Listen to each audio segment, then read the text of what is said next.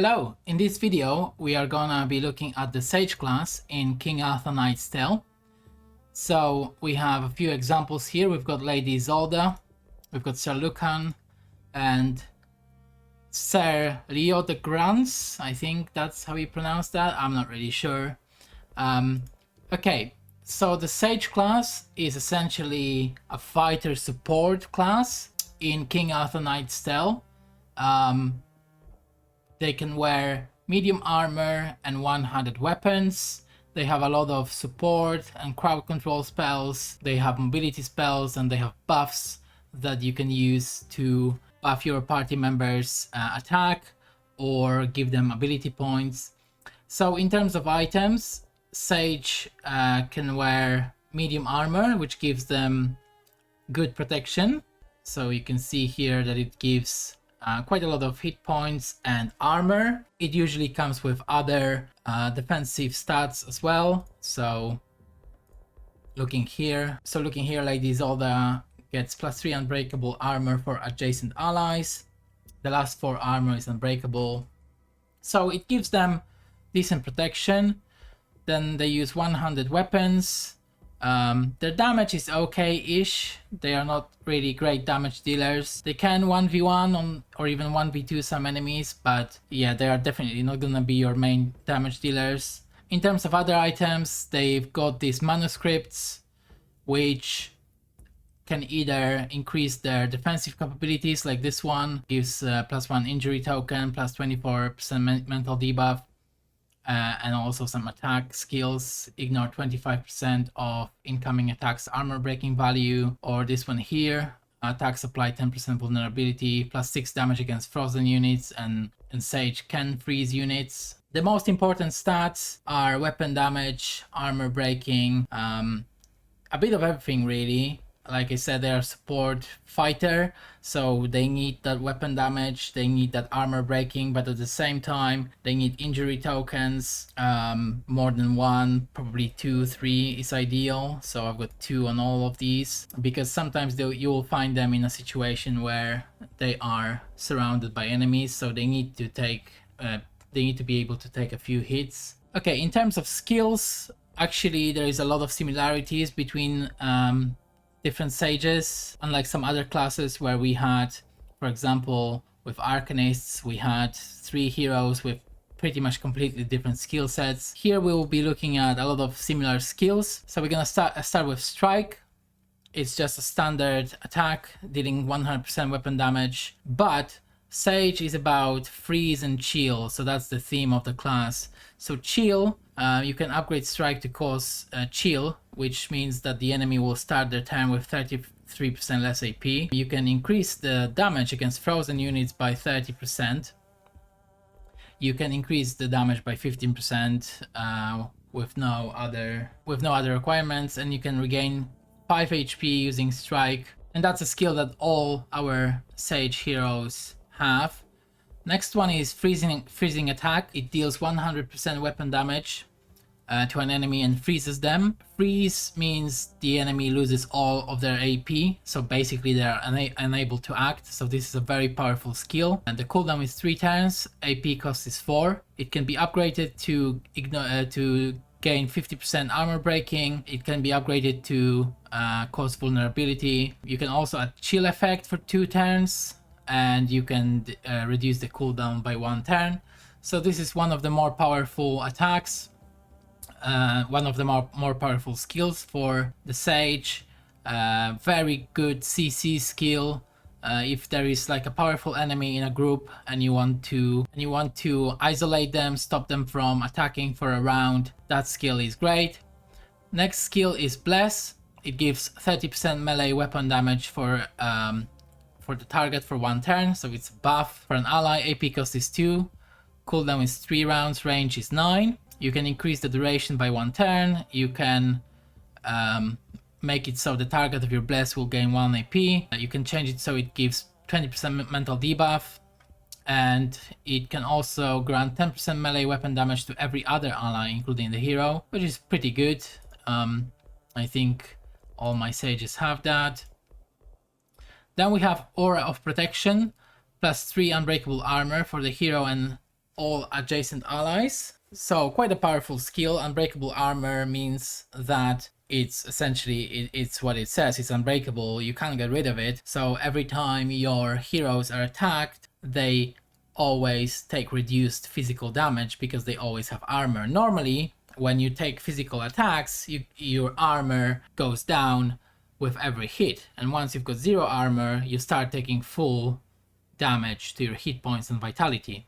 So unbreakable armor is very powerful, and that's why it's a skill that allows Sage to actually do pretty well when it comes to surviving enemy hits, and even in scenarios where you are 1v1, 1v2, although as you can see, you give benefits to adjacent allies, so you don't really want to be on your own in isolation. You want to be in a group so your allies can take advantage of that buff.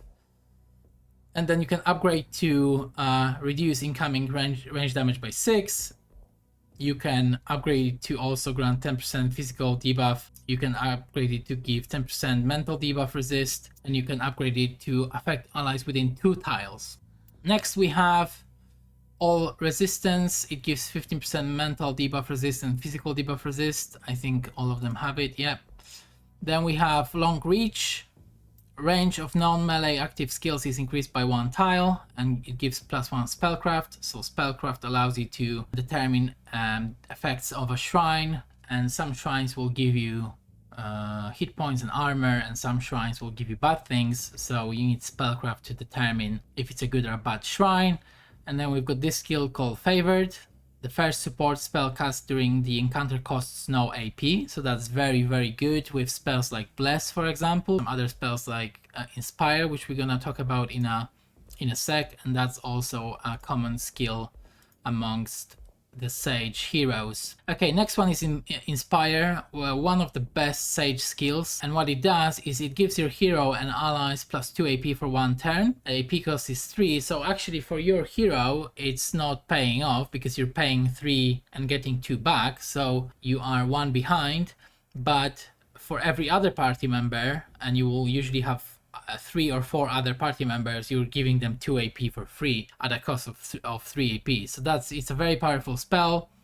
Long cooldown down for 4 turns, and you can upgrade it to reduce the heroes and allies cooldowns by 1 turn. Also Inspire's cooldown is increased by 1 turn, so that's a bit of a trade-off here. Also you can upgrade it to grant 1 movement AP for the duration, so that payoff becomes a bit better. So you're losing 3, you're getting 2 back, and 1 movement AP, so kinda 3 for 3, I guess. You can upgrade it so it removes chill, freeze, slow and stun effects, which is okay. I mean, these effects are not that scary when enemies cast them. It's mostly when one of your heroes does that, but when enemies apply these debuffs, they are not that bad. You also have your physical and mental debuff resists. And then we've got Motivate Self. The cooldown of Inspire is reduced by 1 turn, so you can get it back to, so normally it's 4. If you use this, it will be 5, but if you upgrade this, if you use this upgrade, it will go back to 4. Also fairly common is Globe of Protection. It's another defensive skill. It gives you 50 temporary HP for 2 turns, and then the amount of that temporary HP increases by 2 per level. You can reduce the cooldown by 1. You can upgrade it so it also gives you 6 armor.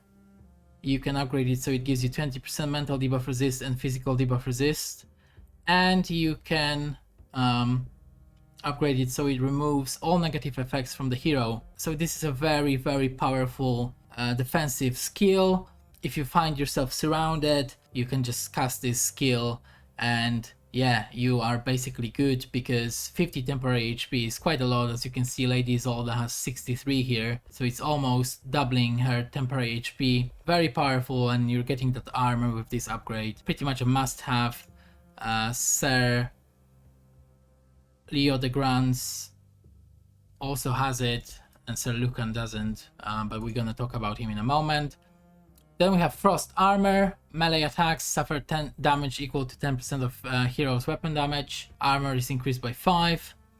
Another powerful defensive skill that both of these have.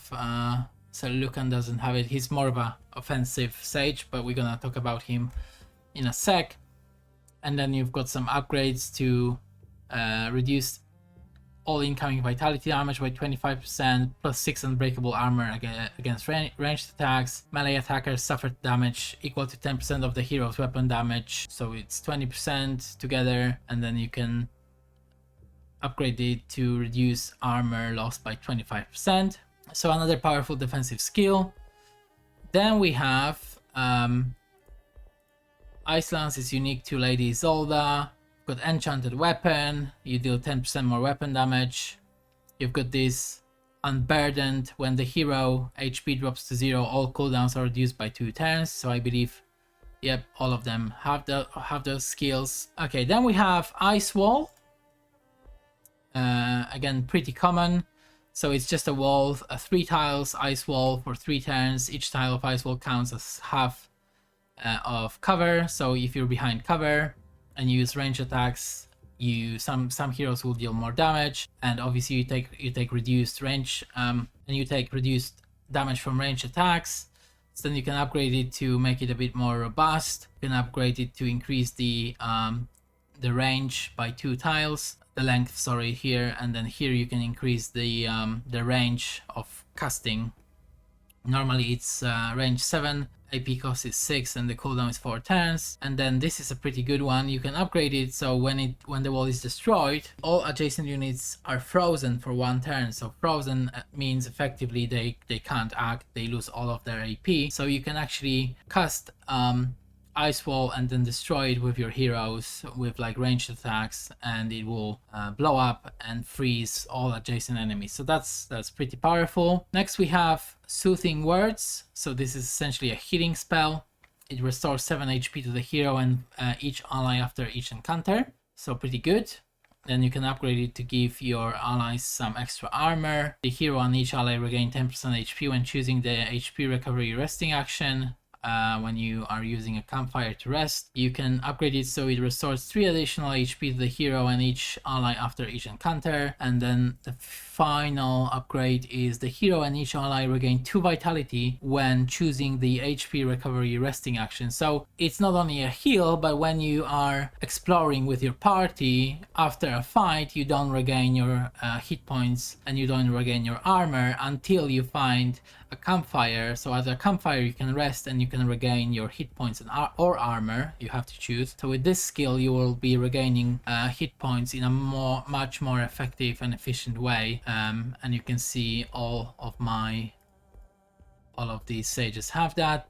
Then we have Master of Ice. It increases the effectiveness of freeze and chill effects basically, and then here you can upgrade it to deal more damage to frozen and chilled enemies. You can increase the effects by 10%, 20% weapon damage against units affected by freeze or chill, Cold Blood immunity to freeze and chill effects, which is pretty good when you're next to your ice wall that's about to be destroyed and freeze everybody around and you're immune. Also, there are some very powerful enemies later on in the game that will have freeze effects, which can devastate you in fights sometimes when one of your heroes gets frozen and then they get focused down and they die. And we've got it here and here. And then the final 3 skills that are common for Sage heroes are Wish of Death. The hero gains 1 IP when an enemy unit dies. Very powerful. Mysticism. Killing a unit reduces all cooldowns by 1 turn. And +1 spellcraft. Very powerful. And then Divine. Regain 35 HP when HP drops to 0. Can only activate once per encounter. So when you're about to lose all of your HP, this activates and it gives you some extra HP before you start losing that precious vitality. So those were the most common spells that you will see on pretty much every sage in the game. But obviously, similar to other classes, each champion, each hero in this game is unique. So Lady Isolde has some more ice spells. For example, she's got Ice Aura. She gains Ice Aura for 2 turns. If a unit is adjacent with the hero, they suffer 50% weapon damage and become chilled for 1 turn. These effects can occur on the same unit again after the start of the hero's next turn while Ice Aura lasts. So essentially an AoE damaging spell with a chill effect. AP cost is 4, cooldown is 4. You can upgrade it to give it 10% more weapon damage. You can upgrade it so it causes vulnerability. You can reduce the cooldown by 1 turn, and then you also can upgrade it so that it grants 4 unbreakable armor for its duration. So she is fairly difficult to kill, probably the most difficult to kill when we look at all sages because of that skill and lots of unbreakable armor skills. Even when she's focused down by 2, 3, 4 enemies, she can still do a lot to survive. She can freeze enemies, she can heal herself, she can cast Ice Aura and start damaging enemies with her strike. So yeah, that's really good. Then Sir Lucan is a more offensive sage, so he doesn't have freezing attack. Instead, he's got dash, which is a mobility skill. It's a quick movement in a straight line, and then he becomes immune to opportunity attacks while dashing. It's a good mobility skill, although losing that freezing attack is still pretty bad. You can reduce the AP cost by 1, so normally it's 2. Cooldown is 3 turns. You can reduce the cooldown by 1 turn. You can increase the range of that skill, and then we talked about these skills. He also has a skill called Cleansing Fire. It's a range attack that deals 100% weapon damage and causes burning for 1 turn. Burning enemies suffer 40% damage at the start of their turn. Range is 8, AP cost is 4, cooldown is 3 turns. It's an okay skill. It's a range attack which you normally don't have as a sage, so it gives you, you can also upgrade it to get 50% extra weapon damage. The duration of burning effect can last for 1 more turn. You can reduce the AP cost by 1, so normally it's 5, and you can reduce the cooldown by 1, so normally the cooldown is 4. So without these 2 upgrades, probably not that great. And then he's got Monster Hunter, and it just gives him 20% weapon damage, and then you can get 10% weapon damage against Shi and Anshi. I think that's how you pronounce those the name of those enemies. You can get 10% weapon damage against the Lost, 10% weapon damage against Fomorians, and then you can get 1 movement AP. So he's like more about fire and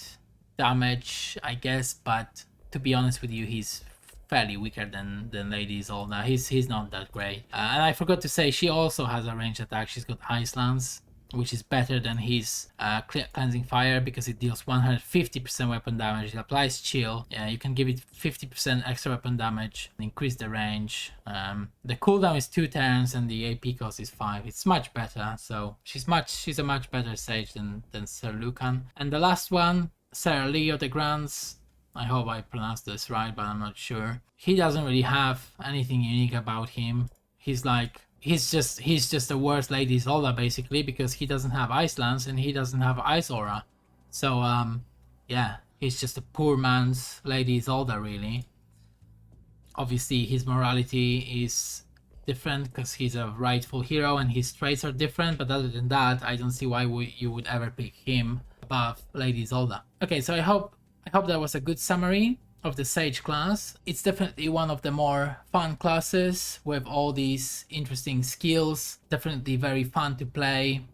Not straightforward like some other classes, because most of the time you'll have to think if you want to attack or CC or maybe buff your allies. Overall, a great class, definitely one of my favorite classes. So yeah, this was a summary of the Sage class in King Arthur Knight's Tale. Thanks for watching, and I'll see you next time.